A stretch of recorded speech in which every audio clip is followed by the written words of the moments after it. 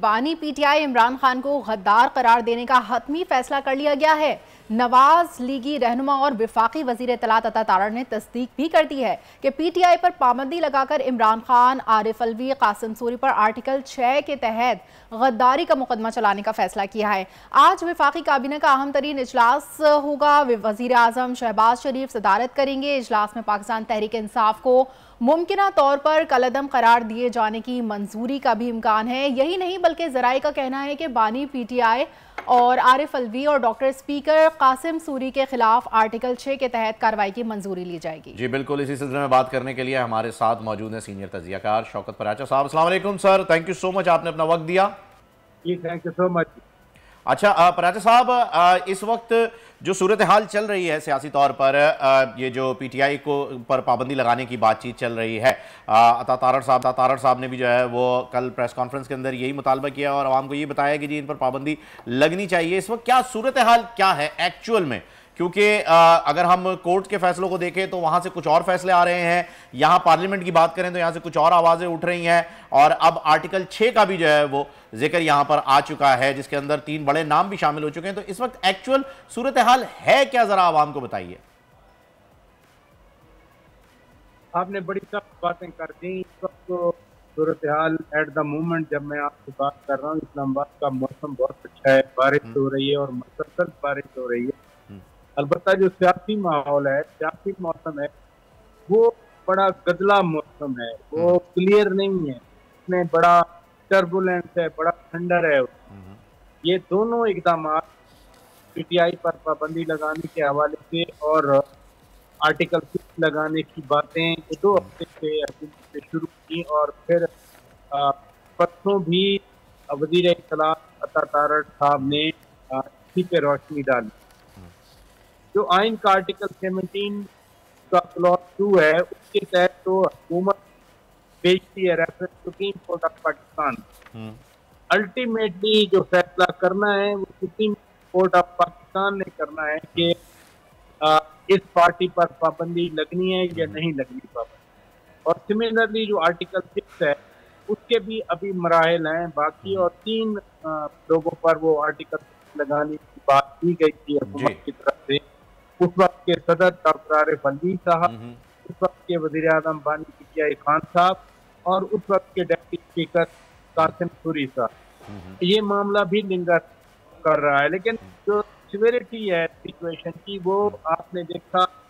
कल DGISPR की briefing थी, जो हकायक थे 9 मई के हवाले से या फौज के खिलाफ सोशल मीडिया यूज करने के जो खतरनाक किस्म के टेंडेंसीज हैं वो उन्होंने कौम के सामने रखी। जी तर्जमान जो हैं वो अपनी इंडिविजुअल कैपेसिटी में बात नहीं कर रहे होते, वो पाक फौज का नजर दिखा रहे होते हैं और बता रहे होते हैं। बेशक जो पाक फौज के अंदर कंसर्न है वो उन्होंने सामने रखा, और यकीनन अब ये गवर्नमेंट जो सिविल गवर्नमेंट है, एग्जीक्यूटिव है, ये किस तरह उनके कंसर्न को आगे लेके चलती है, क्या स्टेप लिए जाते हैं, अभी तो कुछ और मराहल। अच्छा पराचा साहब, ये बताइएगा कि ये जो पीटीआई सेक्रेटेरिएट के ऊपर जो है उनको सील किया गया है और फिर रऊफ साहब और गौर साहब को भी जो है वो हिरासत में लिया गया, ये बड़ी कुछ ऐसा लगा कि जैसे बयानिए के फौरन बाद जो है वो कार्रवाई शुरू हो गई। मैं अता तारड़ साहब के बयान की बात कर रहा हूँ। उसके बाद अचानक से ऐसा लगा है कि सब हरकत में आ गए और बहुत ज़्यादा एक्टिव होकर ये कार्रवाइयाँ की गई हैं। तो ये बहुत ही तेज़ी के साथ मुझे ऐसा लग रहा है कि मरहला बढ़ रहा है, जबकि आपने ये बताया कि अभी इसके बड़े मराहल होते हैं, आर्टिकल 6 के भी और ये पाबंदी लगाने के भी सुप्रीम कोर्ट में जाके बड़े मराहल होते हैं। तो ये काफ़ी फास्ट ट्रैक पर लेकर आ गए हैं ऐसा लग रहा है। जो गिरफ्तारियां हैं उनको कहीं कंपेयर नहीं किया जा सकता एक सियासी जमात पर पाबंदी लगाने या आर्टिकल लगाने। वो बहुत बड़ा स्टेप होगा। वो किसी भी जमहूरियत फंक्शनल डेमोक्रेसी में, और इस वक्त बार बार कहती है कि हम एक फाल जमहूरियत हैं, फाल जमहूरियत में एक ऐसी सियासी जमात पर पाबंदी लगाना नंबर 1।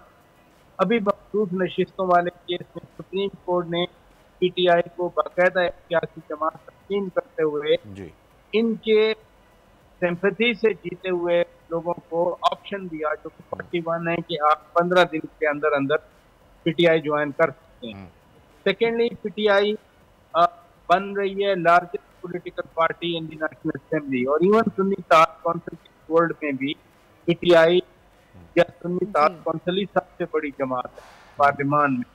इसलिए पाबंदी लगाना कंपेयर नहीं किया जा सकता इन गिरफ्तारियों के हवाले। सेकेंडली, पाकिस्तान में एक अनफॉर्चुनेट कल्चर रहा कि बंदे गायब कर दिए गए, मिसिंग पर्सन के अभी तक आपको मालूम है पाकिस्तान कितने कॉन्सिक्वेंस फेस करता है बैरूनी दुनिया में उन इश्यूज पे। ये कम अज कम अदालत के सामने, मसलन अहमद गंजुआ, उनको भी कल पेश किया गया अदालत के सामने, और जो पिटीशन थी अदालत ने वो डिस्पोज ऑफ कर दी, और पिटीशन यही थी कि उसके बारे में बताया जाए। तो जो मैं कहना चाह रहा हूँ कि जो ड्यू प्रोसेस ऑफ लॉ है उसको फॉलो किया जा रहा है। हालांकि यहाँ पराचा साहब, कथा कलामी की माजरत चाहूंगा आपसे, मुझे यहाँ पर एक पॉइंट ये क्लियर कर दीजिएगा कि अगर हम लॉ की बात करें तो एक एफिडेविट जो है वो जमा हुआ है सुन्नी इत्तेहाद के पैनल से, उनके प्लेटफॉर्म से जमा कराया गया है। अब अगर ये पीटीआई में आते हैं तो पुराना एफिडेविट जो है वो नल एंड वाइड हो जाएगा और नया हल्फनामा इन्हें लेना पड़ेगा। यहां पर क्या सूरत हाल रह जाती है? क्योंकि ये कानूनी नुक्ता नजर है जिसके तहत हुकूमत का ये कहना है कि जी आप अगर अपने एफिडेविट के खिलाफ जाएंगे तो आप अपने हलफ के खिलाफ जा रहे हैं। ये लीगल पॉइंट है, लेकिन देखिए ना, हुकूमत का या इलेक्शन कमीशन ऑफ पाकिस्तान का ये एक आर्ग्यूमेंट है और वैलिड भी हो सकता है जी, लेकिन मुल्क की सबसे बड़ी अदालत ने, और वो भी मुकम्मल अदालत ने, फुल बेंच ने जी, यानी एक ये कोई डिवीजन बेंच नहीं था, कोई लार्जर बेंच नहीं था कि जिसके खिलाफ फिर कुछ और अपील किसी और बेंच में आ जाती।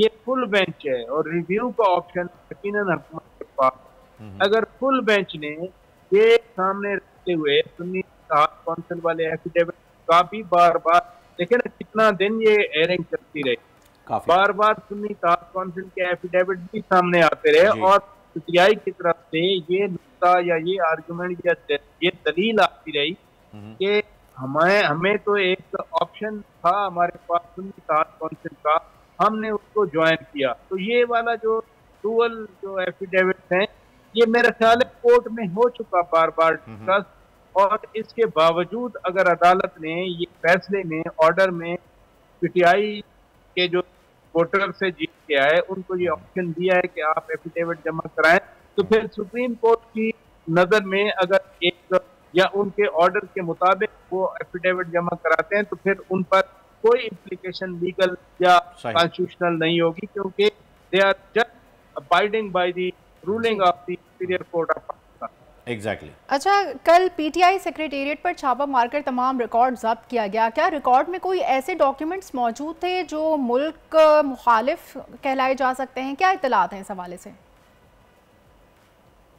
देखें ना, ये मुल्क मुखालिफ जो बातें हैं ये तो अदालतों और कानूनी इदारों का काम है कि वो बताएं भी सही और साबित भी करें, लेकिन जो मेन कल की प्रेस कॉन्फ्रेंस थी DGISPR साहब की, उसमें भी कुछ 4-5 बार उन्होंने रिपीट किया कि ये प्रोपेगेंडा किया जा रहा है जी जी, फौज के खिलाफ, रियासती इदारों के खिलाफ, हुकूमत के खिलाफ। छोड़े वो हुकूमत के प्यार से तो नहीं, वो तो ओवरऑल सिक्योरिटी की सूरत हाल की बात कर रहे थे। तो ये जो प्रोपेगेंडे वाला एलिमेंट है ये 5-6 बार उन्होंने रिपीट किया, और मेरा ख्याल है ज्यादा कंसर्न भी इसी पे है जी। मसलन सोशल मीडिया प्लेटफॉर्म्स हैं, both inside and outside of the country, fifth generation war का जिक्र करते गए, करती जाती है, इतना हाइप क्रिएट करती जाती है। तो कल जो एक्शन हुआ, बज़ाहिर तो FIA और पुलिस ने यही बताया कि जो सोशल मीडिया प्लेटफॉर्म पर पाकिस्तान मुखालिफ सरगर्मियां हैं उनको खत्म करने के लिए ये एक्शन किया गया है। रियासत मुखालिफ या जो इस तरह का एस्पेनेज वाला एंगल है उससे तो फिर लॉ एनफोर्समेंट के पास या FIA के पास जब कोई एविडेंस आएगी तो वो बताएं। सब्सक्राइब करें और बेल दबाएं ताकि कोई खबर रह न जाए।